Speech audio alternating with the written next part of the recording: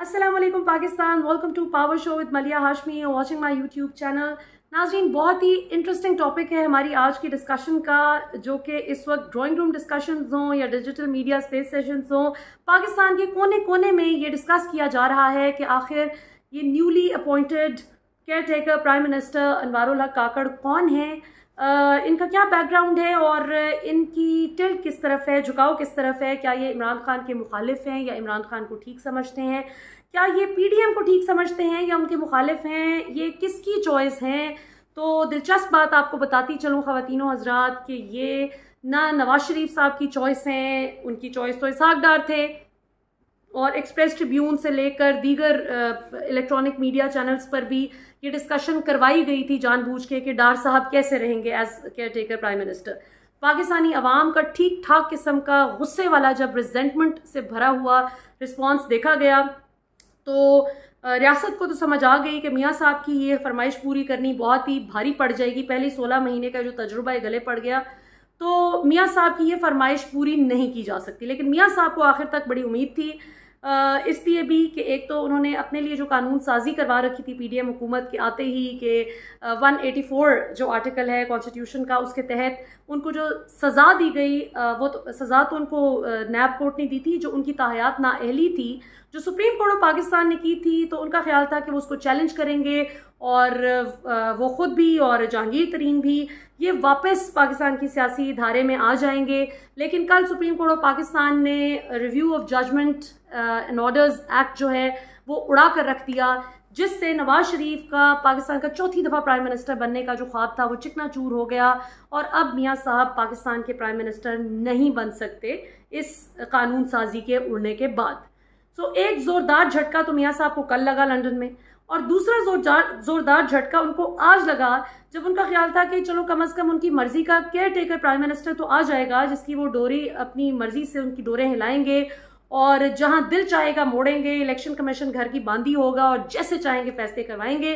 लेकिन ये कुर्सी बड़ी जालिम चीज़ है ख़वातीनो हज़रात, जैसे ही ये आपके पास से जाती है और आप इस कुर्सी से तशरीफ़ ले जाते हैं तो जो लोग आपके इशारे पर नाच रहे होते हैं आपकी उस कुर्सी पर विराजमान रहते हुए, वो आपकी बजाय अब उसकी सुनने लगते हैं कि जो नया मालिक होता है कुर्सी का, और इस वक्त नया मालिक जो है वो पीपल्स पार्टी की मर्जी का भी नहीं।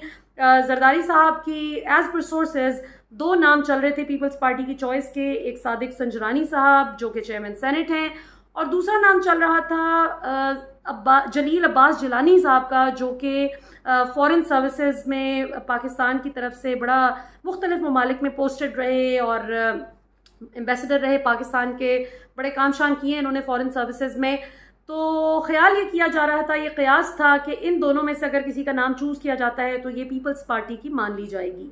अब दिलचस्प बात यह है कि ना पीपल्स पार्टी की मानी गई, ना नवाज शरीफ की मानी गई, फजलुर रहमान की भी कोई एज सच से नहीं है इसमें। फजलुर रहमान की तो खैर पसंद के बिल्कुल भी नहीं काकड़ साहब, और पीटीआई को भी शिकवा है कि उनसे भी मुशावरत नहीं की गई। इमरान खान साहब इस वक्त नाहक जेल की सोबतें काट रहे हैं और उनसे भी कोई मुशावरत नहीं की गई। सो ये किसकी मर्जी से आए? फिर आखिरी गैस यही रह जाता है कि ये इस्टेब्लिशमेंट की अपनी मर्जी से आए। अब इस हवाले से बहुत से लोग बड़ी सख्त और बड़ी नेगेटिव बातें भी कर रहे हैं सोशल मीडिया पे कि इस्टेब्लिशमेंट का बंदा आ गया है तो इसने क्या ही करना है, ये तो बिल्कुल भी फ्री एंड फेयर इलेक्शन नहीं करवाएंगे, ये तो अपनी मर्जी का इलेक्शन करवाएंगे वगैरह वगैरह। लेकिन मेरी सोच इसलिए ज़रा डिफरेंट है इस हवाले से क्योंकि मैं अनवारुल हक काकड़ साहब को पिछले 4 साल से जानती हूँ। इसमें कोई शक नहीं कि वो पाकिस्तान की फ़ौज के साथ बड़ा क्लोजली जो है वो चीज़ों को देखते आए हैं, काम करते आए हैं, क्योंकि इनका ताल्लुक बलूचिस्तान से है। तो ऑब्वियसली बलूचिस्तान में जो इंसर्जेंसी और जो भी मुश्किल हालात हैं, जो भी पॉलिटिशियंस इन मुश्किल सूबों से ताल्लुक़ रखते हैं, उनका तो ख़ास तौर पे फ़ौज के साथ एक ख़ास कनेक्शन होता ही होता है ऑपरेशनल लिहाज से। और ये कोई बुरी बात नहीं है, कोई ये बेइज्जती की बात नहीं है कि अगर कोई फ़ौज के करीब है या फ़ौज के साथ मिलकर काम करता है। हमारी मुल्क की फ़ौज है, कोई रॉ के साथ थोड़ी काम कर रहा है कोई कि बुरी बात है। लेकिन अनवारुल हक काकड़ साहब के हवाले से जो ये बात की जा रही है कि ये बस इस्टेब्लिशमेंट ले आई है और इस बंदे का कोई कंट्रीब्यूशन ही नहीं, यहाँ तक आने में कोई अपना कोई रोल ही नहीं है, ये मेरे ख्याल में बड़ी अनफेयर बात है। क्योंकि ये इंतहाई पढ़ा लिखा, नॉलेजेबल और बहुत एक्सपोजर वाला शख्स है और माशाल्लाह इन्होंने बड़ी मेहनत की है ज़िंदगी में वहाँ तक पहुँचने में जहाँ तक ये पहुँचे। अब ठीक है, यकीनन इस्टेब्लिशमेंट की गो हेड के बगैर इस अहम ओहदे की तैनाती मुमकिन नहीं। पाकिस्तान के आप हालात देखें, ये कहना गलत होगा कि इस्टेब्लिशमेंट की कोई से नहीं, लेकिन इस बात की बड़ी खुशी है मुझे कि कम अज़ कम काकड़ साहब की अपॉइंटमेंट में फिर उन लोगों की भी से नहीं कि जो इमरान खान को कुचलने के लिए और अनफेयर तरीके से पाकिस्तानी अवाम को सिर्फ इसलिए पॉलिटिकल विक्टिमाइजेशन का निशाना बना रहे थे। एब्डक्शंस चल रही थी, मारपीट चल रही थी, क्या क्या कुछ नहीं हो रहा था, सिर्फ इसलिए कि लोगों का इमरान खान के साथ ताल्लुक तोड़ दिया जाए। अब काकड़ साहब के कंधों पे बड़ी भारी जिम्मेदारी आयद होती है और जनरल आसिम मुनीर जो पाकिस्तान के मौजूदा आर्मी चीफ हैं, उनके लिए भी एक बड़ा गोल्डन चांस है कि पाकिस्तान के रियासती इदारों के दरमियान और अवाम के दरमियान ये ज़रा एक जो खलीज बहुत ज़्यादा बढ़ गई है, इसको ठीक किया जा सके। और वो इमरान खान जिसने हमेशा ये कहा कि फ़ौज भी मेरी है, मुल्क भी मेरा है, और जिसने हमेशा कहा कि इमरान खान के बगैर गुजारा हो सकता है लेकिन फ़ौज के बगैर गुजारा नहीं हो सकता, उस शख्स को पीडीएम ने कमाल महारत से इस 1.5 साल में ऐसे पोर्ट्रे किया कि जैसे ये बहुत ही को फ़ौज मुखालिफ शख्स है इमरान खान। सो इस चीज़ पर अब काम करने का वक्त आ चुका है और जो फ्री एंड फेयर इलेक्शन है, मैं उम्मीद करती हूँ कि काकड़ साहब फ्री एंड फेयर इलेक्शन जल्द करवाएंगे और ये मोहसिन नकवी वाला काम नहीं होगा जो हमने पंजाब और खैबर पख्तूनख्वा में देखा कि नून लीग को भी काट गए। पंजाब में नून लीग को भी काट गए मोहसिन नकवी और खैबर पख्तूनख्वा में फजलुर रहमान साहब को भी काट गए। जो निगरान खैबर पख्तूनख्वा हुकूमत जितनी देर रही, जो जहान की स्टेट मशीनरी सारी की सारी आप देखें कि ऐसे करप्ट नासिर के कदमों तले लिटरली बिछा दी गई थी। जिस तरह से इन निगरान हुकूमतों ने शर्म से सर झुकाया है पाकिस्तानी अवाम का, इनको तो शर्म नहीं आई लेकिन अवाम का सर शर्म से झुक गया कि इन्होंने किस किस्म की ये निगरानी की है। ये अवाम के हक में निगरानी करने आए थे, अवाम के खिलाफ निगरानी करने आए थे, और जो वाहिद काम ये करने आए थे फ्री एंड फेयर इलेक्शन, उसकी तरफ कोई तवज्जो नहीं थी। सो अब बड़ा सख्त इम्तिहान है अनवारुल्लाह काकड़ साहब का। बजाते खुद वो जितने भी अच्छे, जितने भी लायक, जितने भी काबिल हों, लेकिन अगर वो इस मैदान में परफॉर्म ना कर सके तो ये बड़ी डिसअपॉइंटिंग बात होगी।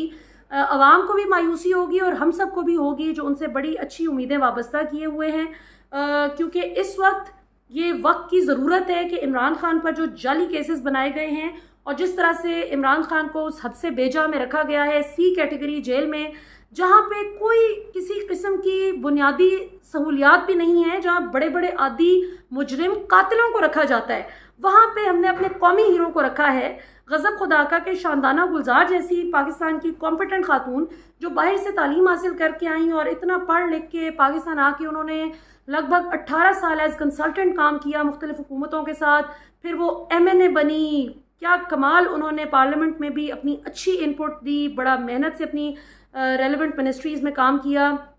और उसके बाद अफसोस की बात आप देखें कि सिर्फ इसलिए कि उन्होंने इमरान खान का साथ छोड़ने से इनकार किया, मुश्किल वक्त में भी इमरान खान के साथ डटी रही, इसलिए आज वो पढ़ी लिखी खातून जो इतना एक्सपोजर और इतना वो एसेट है पाकिस्तान का माशाल्लाह, उसको जेल की सलाखों के पीछे फेंक दिया।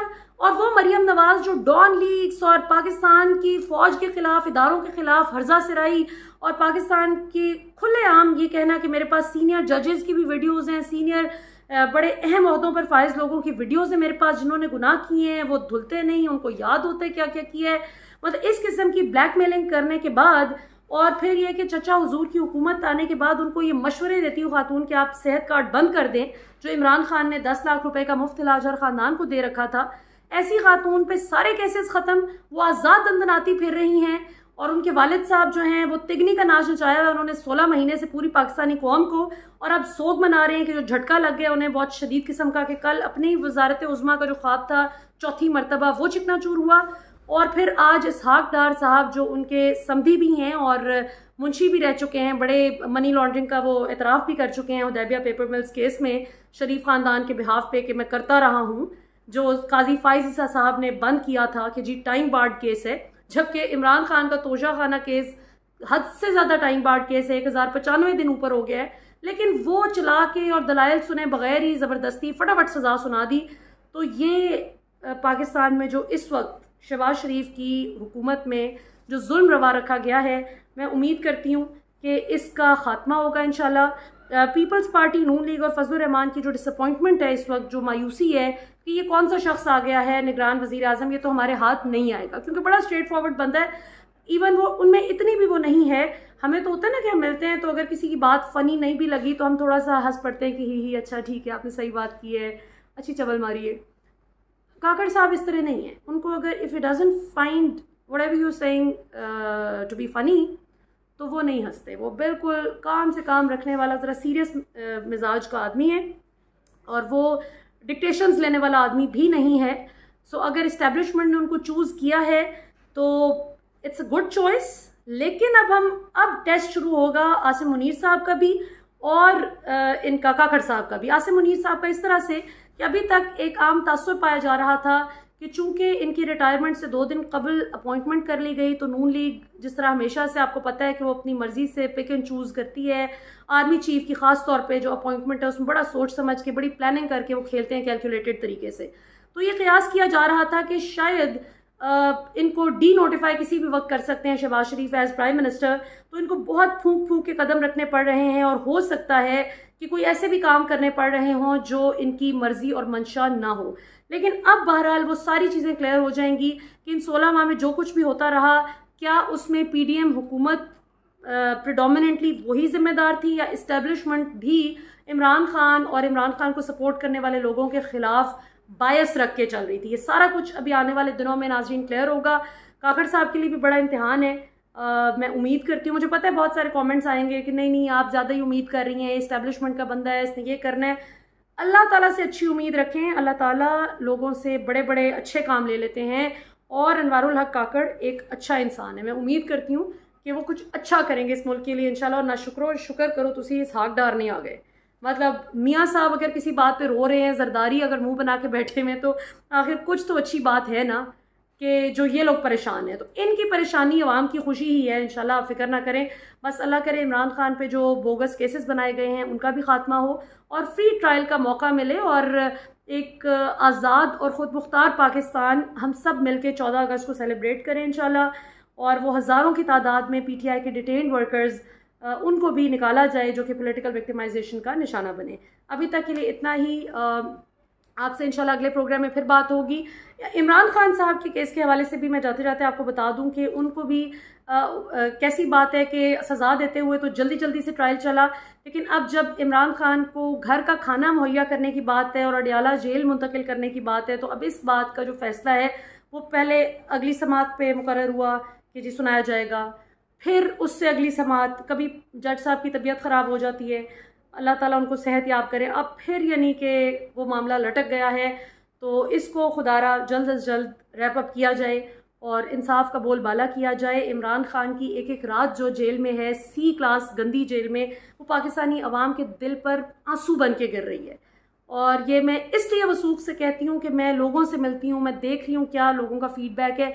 शहबाज शरीफ अवाम के टैक्स के पैसों से जो इश्तिहार चलाते रहे और इमरान खान के खिलाफ इश्तिहार चला के अपना जो तारीफ़ें खुद ही अपने मुँह मियाँ मिट्ठू बनते रहे। लोग लिटरली, मैं मजाक नहीं कर रही, लोग गालियाँ दे रहे थे कि ये हमारे टैक्स के पैसों से हमारे कौमी हीरो को इस तरह से उसकी बुराइयाँ कर रहा है। सो अब जो है देखते हैं कि क्या होता है। और आखिर में एक वाक़या भी आपको सुनाती चलूँ जो आज मैंने ट्वीट भी किया था कि एक झंडा बेचने वाले से आज मेरी मुलाकात हुई। झंडा, झंडियाँ और वो सारे बैजेस वगैरह पाकिस्तान के थे। तो मैंने उससे पूछा कि एक दो छोटी छोटी चीज़ें, मैंने कहा रिस्ट बैंड ये कितने का ऐसे, तो उसने कहा कि बाजी आपको पता है मैंने कहा वो क्योंकि कस्टमर्स ज़्यादा थे तो मैंने कहा कि आप ज़रा जल्दी, मुझे जल्दी है तो जल्दी दिखा दीजिए। उसने कहा बाजी हमारे 2 लड़कों को असल में अभी पुलिस ले गई है ना मार के, इमरान खान की तस्वीर के साथ ही कुछ टोपियाँ, तो वो लोग ज़ाहिर पसंद करते हैं इमरान खान को, तो हम वो चीज़ें लेके आए, लोग मांग रहे थे रोज़, तो आज हम नया स्टॉक लेके आए हैं, तो उनको मार के पुलिस जो है वो ले गई है अपने साथ। तो पुलिस को भी शर्म आनी चाहिए। और इस तरह की हरकतें करने वाले लोग जो गरीब लोगों का रोज़गार छीनते हैं सिर्फ इसलिए कि वो पब्लिक डिमांड पे अगर कोई चीज़ है वो ला रहे हैं, अपना रोज़गार कमा रहे हैं, इज्जत की हलाल रोज़ी कमा रहे हैं, तो उनको यूँ मारपीट करने वाले पुलिस वालों को तो वैसे ही मुअत्तल कर देना चाहिए। सो मैं, अगर ये मेरे सामने होता, खुदा की कसम मैंने उन पुलिस ऑफिसर्स की तस्वीरें खींच के उनके हायर अथॉरिटीज़ को भिजवानी थी और हमने पूरा इसरार करना था कि इन लोगों के खिलाफ एक्शन लिया जाए जो अपनी अवाम को इस तरह से हरास कर रहे हैं। तो इंशाल्लाह सुबह आपसे डिटेल ज़रा गुफ्तगू होती है। एक दो और भी इंटरेस्टिंग टॉपिक्स हैं। अभी तक के लिए इतना ही। पाकिस्तान हमेशा जिंदाबाद।